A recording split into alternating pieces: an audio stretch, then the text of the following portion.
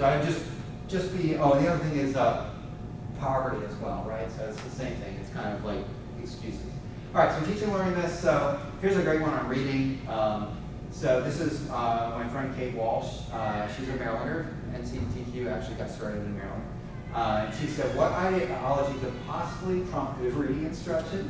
Well, this is what it is. It's a fierce ideological obsession that cuts across all the facets, not just math, of teachers' preparation, not just reading. It's the belief that every student is so unique that the best teaching practices can't be applied. And that's just wrong. Kids do have personal differences, and in some cases you do have to accommodate for those. But you can get something that is 80, 90% effective, mostly effective. And then you deal with the cases where it's not working. So this is what an education professor said to her, and it's one of the most shocking things, but it's exactly true. Even if I knew some practice would be effective 80% of the time, I don't include in my course. This is the people that are training my teachers will not include the stuff that is the most effective. I don't want it to color the choices my teachers should make using their own judgment. So there's a weird notion of professionalism in education schools, which is this element of like self-discovery, and true professionalism is like doing what you want. It's like that's not what true professionalism is. If you're a doctor that does a surgery, you do whatever you want, you invent some new surgery that's ineffective and you hurt somebody, that's not professionalism, that's malpractice, right? So what they view in education world as professionalism is actually malpractice. It's not being responsible as a human being. That is responsible for like teaching kids to read, like one of the most important things you can do, and you're not gonna like learn how to do it well. It makes no sense. And you're not, as an education teacher, gonna train people on how to do this well, where you could prevent all this harm and frustration and self-esteem issues that happens for kids that can't read because their teacher didn't know how to do it right. Right? I mean, it just makes no sense. All right, any questions on that? We'll go to the next. Well, I just wonder, I mean, there's so many things that come to my, questions that come forward in my head about this that, why wouldn't they? Like, why, to me, it almost is like, yeah. It seems, It's ideological. I mean, it's from John Dewey, who started, right, the very early first person that was taught first education school in America, right? And his ideas, his progressive philosophy of this, basically, has pervaded education schools ever since. And by progressive philosophy, I always like to point this out. I don't care if you're liberal, Democrat, whatever. I don't. This is a technical term. Progressive philosophy is an education philosophy. It does tend to correspond with people's political beliefs, but there are well-known liberal scholars like E.D. Hirsch, whose book I think I had up there earlier, who say, look, I'm a liberal guy, but I'm an education conservative because I know it works, I know what the research actually shows, right? And there's a lot of folks in that book. Carol, a lot of the reading experts are more progressive people politically. They just know how to read research and conduct it well. Like, yeah, more traditional practices tend to work, right? So. My comment is, I think it creates an absolutely toxic triangle between the educator, the parent, and the student. Yes. And you can do this all day long. Yes. He did it, she did it, it's her fault, their fault. Yeah. And that's no accountability. Yeah. Yeah. So when did we stop holding teachers accountable for results?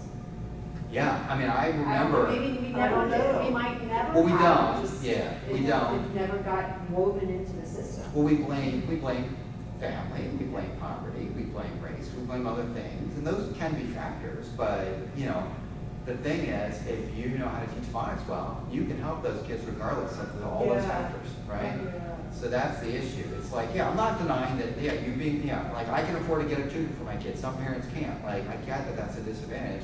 But if everybody's getting phonics, you're elevating everyone, right? So. I feel like the public education system has been so willing to experiment Yes. on children. Yes. And I think that that's a faulty Yeah.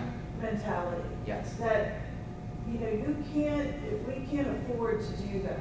Right. And because we have been doing that, and we've been sold these Yeah. These ideas. these ideas, Yeah. and the public school systems, from the federal government down to the state, down to the local, are now, they adopt them just like this, Just like that. not questioning anything. Yeah.